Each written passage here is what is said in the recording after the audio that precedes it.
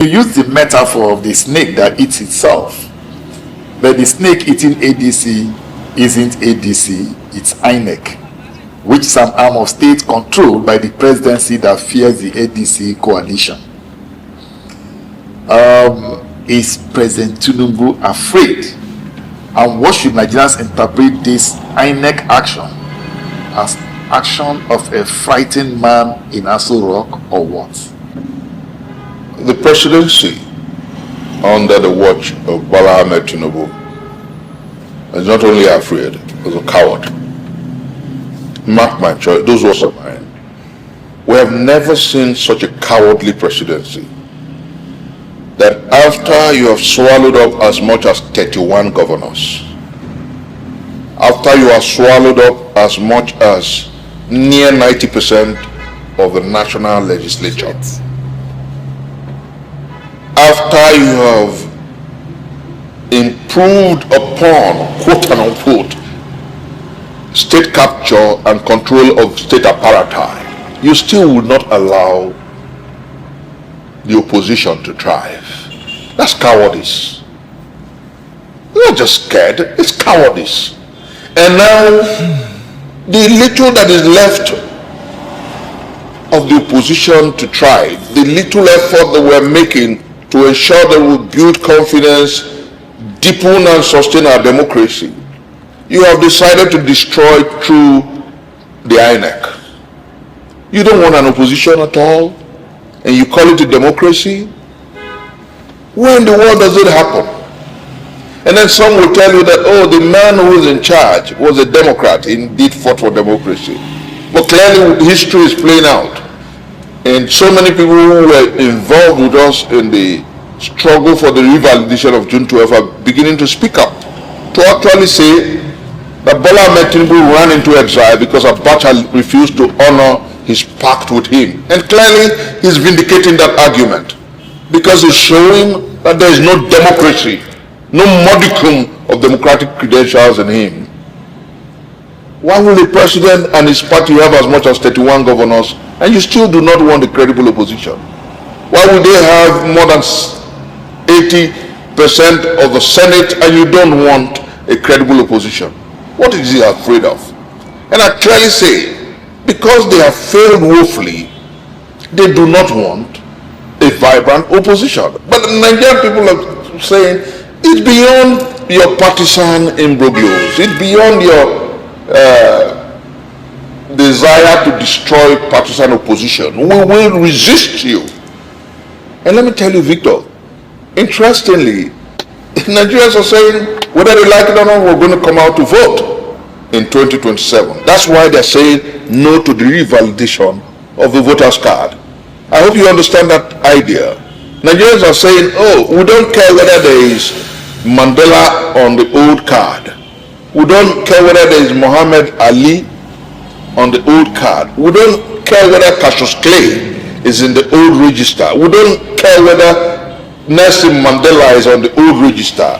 We want that register because that's where I can find my name. And since my name is there, I don't want anybody to tell me any hoovery about revalidation.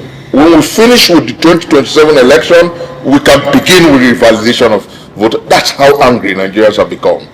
So everything that this present INEC is mounting, ditto, oh, let's try and fine-tune the electoral register and remove names that are non-existent, let us try to, is misinterpreted, or perhaps justly so, seen as an effort of the presidency through INEC to shortchange the people come 2027. Nobody believes this INEC anymore.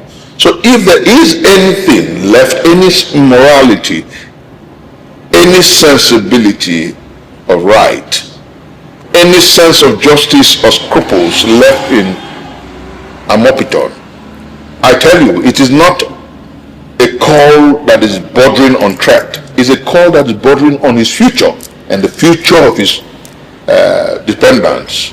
He should resign because nobody is willing to trust anything he says anymore. Clearly, he has put almost every step wrongly, and Nigerians are saying, we don't trust you. The Nigerians are getting ready. I've listened to interviews by my brothers and friends who are saying clearly that we will boycott 2027 if INEC continues like this and if the ADC leadership is not returned to the portal. And I'll tell you what, it is a precursor to a revolution. That's why I warned.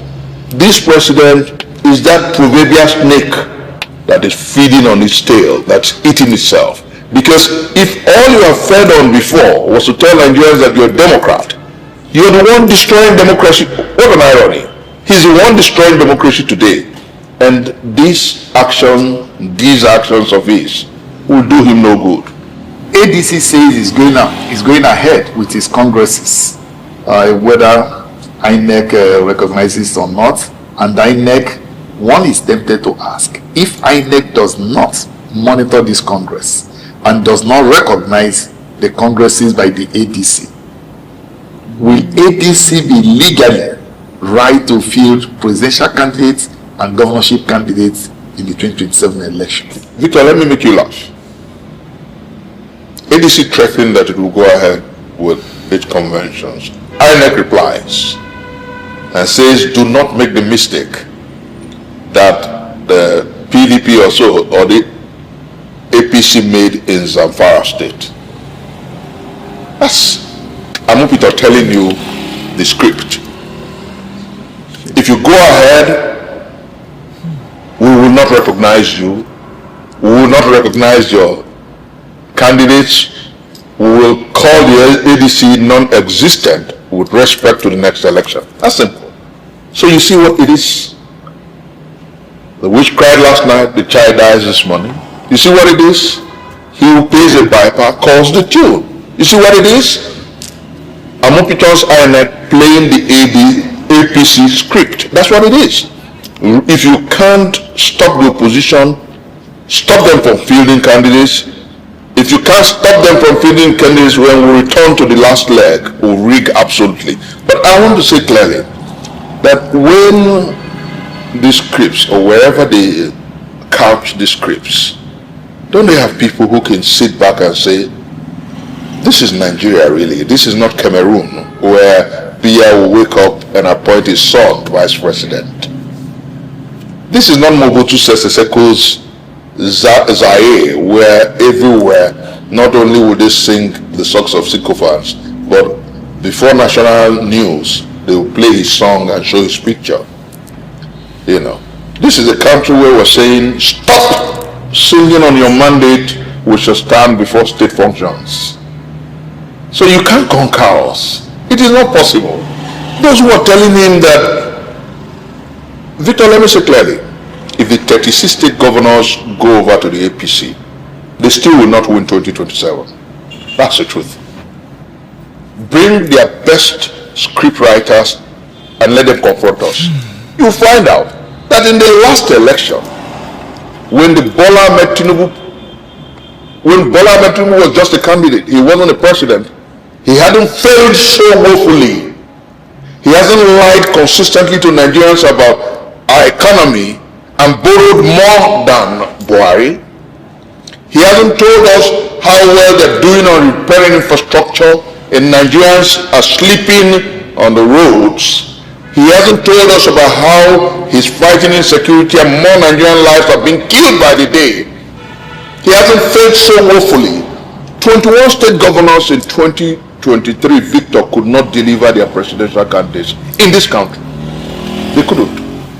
Even the state he governed for 8 years, don't forget, this is true historicity. The state of Lagos that he governed for 8 years and has held by the jugular since 1999. He lost to Peter Obi. They know that once a credible opposition candidate comes, he will sweep the polls, even if they have 36 state governors. So what they are trying to do is ensure, okay, ADC can't be at the polls in 2027. Any other one that comes up will not be. And so they have to deal with, quote unquote, a seemingly wishy-washy opposition. But they have forgotten. Maybe they do not have the time to hire professionals who are experts in political analysis to tell them that is either of three things before you. Is either you allow for credible and vibrant opposition and go back to the drawing board to make Nigeria a huge construction site within the next 1 year and ensure that in actuality Nigerians see your performance. You will lose woefully. That's a simple analysis, Victor. These people should go back to the drawing board and make democracy responsible to the people. They should make governance responsible to the people. They should turn Nigeria to a huge construction site where we see in actuality what they're doing. If they continue to do politics and think that INEC will mess us up, and think that the DSS, the DMI, the police, the NIA, and whatever state apparatus they control will stop us from speaking up, oh, they've got something huge coming. And that something huge is the fact that this country is a country of great fighters. I don't know whether you remember the great Shewo Kewo of the Ali Mongol protest. I don't know whether you remember that we still have a few strong, vibrant minds that will not cower. I don't know whether you know that in this country we resisted the military, and when IBB annulled June 12th, he could not but use wrong language when he told Nigerians that he was stepping aside. I don't know what that means. We still don't know what that means in English language. He's still stepping aside. But he ran away. I don't know whether you know that Absalom Abubakar, when he took over after the death of Abiola, he practically handed power over in less than 12 months. I don't know whether you remember that 5 political parties had endorsed Abacha's candidacy, and the sage Bola Ige said that it was the 5 fingers of a leprous hand, and Nigerians fought. I don't know whether you know, and I don't know where people are coming from this when they think that Nigerians are cowardly. I'm a Nigerian. I'm not cowardly. I'm 55 years old. I've spent more than 9 years of my life in one custody or the other, and I'm not tired. On my way here, I told my brother that was driving me here that perhaps something tells me that some of us are going to return to the Gulag before 2027. And my brother said, they can't do it. And I said, no. They are dumb, deaf, and blind. They lack soul, conscience, and scruples. These men are cowardly. Cowards fight with everything. But truth will vindicate the just. And truth will set our country free. And I live in a country, Victor, I'm prophesying here, I will live in a country, and I believe you will, where justice will reign. If you are to advise the ADC, or you are advising the ADC right now, what is that one mistake you advise them not to make in the next 30 days as the time starts ticking? Let me say this clearly. I'm a mentee of the late Martin Luther King Jr. And he said that obedience of an unjust law is indeed the greatest disrespect of the law. I will ask the ADC not to obey unjust laws. I will ask the ADC to protest against unjust laws. I will ask the ADC to insist on marches and street protests against this INEC. I will ask the ADC to go beyond press statements and newspaper releases and ensure that through sit-tights and protests will compel INEC to do what is right. And let me say clearly, I will ask the ADC to go ahead, exhaust the processes available in open court, and to go ahead with this convention. INEC is not the totality of the law. There is a law which derives life from the people. If this INEC and the APC decides to make it impossible for the law to prevail, then, like St. Augustine would say, the people would do that which is needful, because the law derives life from the people. And so I want to say clearly, Victor, that this INEC has shot itself in the feet. All right, and let's take this in your piece, you wrote, "But now that you have chosen to eat up yourself, who do you blame?" You said the arrogance of power and idiotism of unresearched conquest is in full display in today's Nigeria under Tinubu. Can you probably make it easier for the layman on the street to understand you better? In making it easy, I take you back to 1939, when a certain Adolf Hitler, after having come to power through popular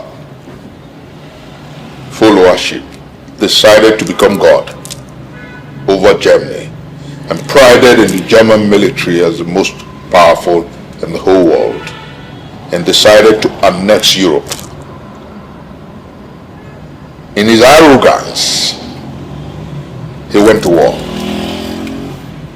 I'll take you back to Benito Mussolini, who thought that the world, that space of a world called Italy, was under his absolute control, and he decided to run roughshod over the people. I'll take you to Pol Pot and all those tyrants who have thought that history was theirs to manipulate. I'll take you to Idi Amin. I'll take you to Mobutu Sese Seko. I'll take you back to Abacha. The arrogance of unbridled power. And you saw in history how these men fell.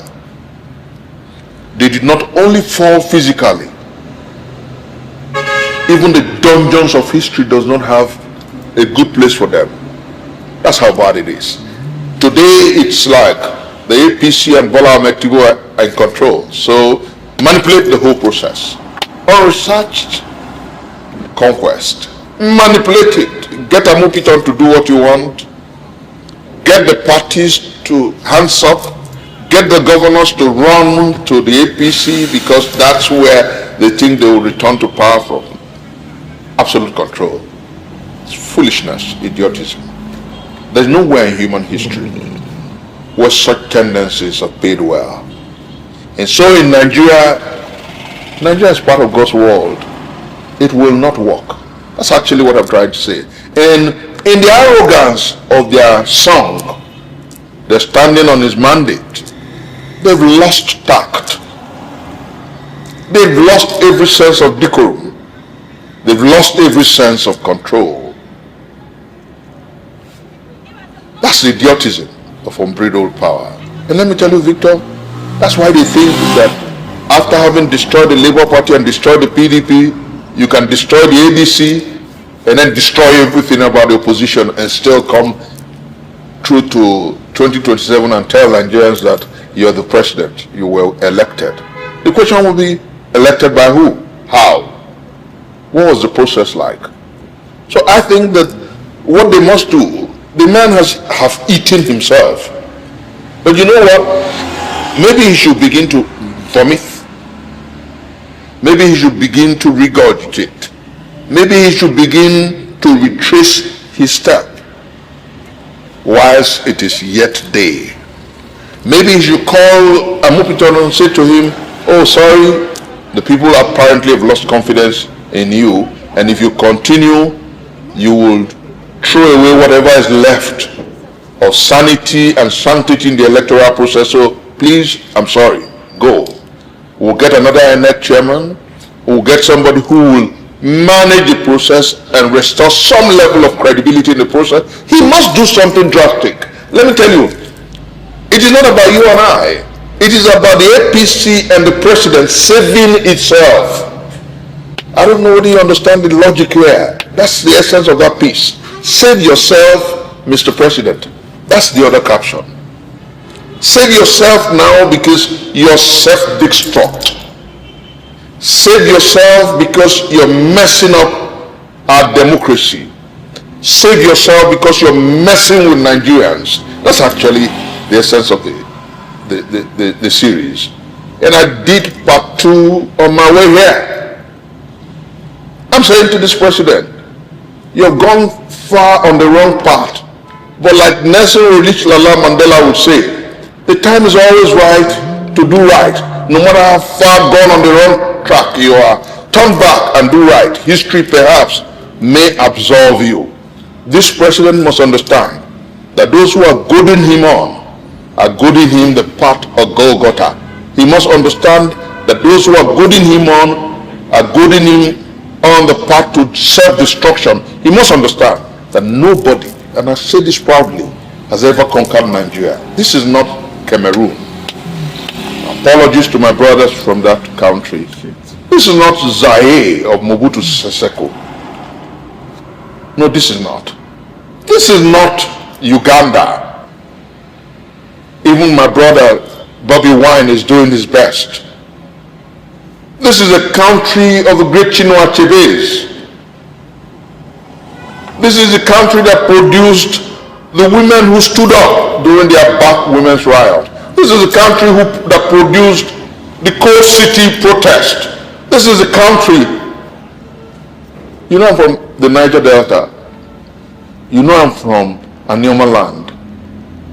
I don't know whether you ever heard about the Ekumeku resistance, the greatest resistance ever to have come out of Africa, where people protested and resisted the British.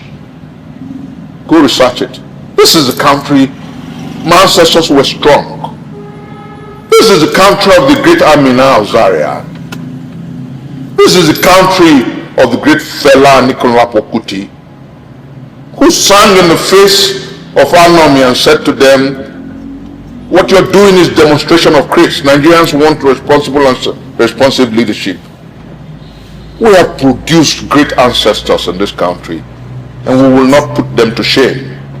If anybody must speak to Bola Ahmed Tinubu and his goons, let them know that our ancestors were great fighters. They fought the British across the space of this country. Let them know that our ancestors never cowered, and we will not cower. Let them know that across the length and breadth of this country, people will speak up, people will march, people will fight the tragedies of now until we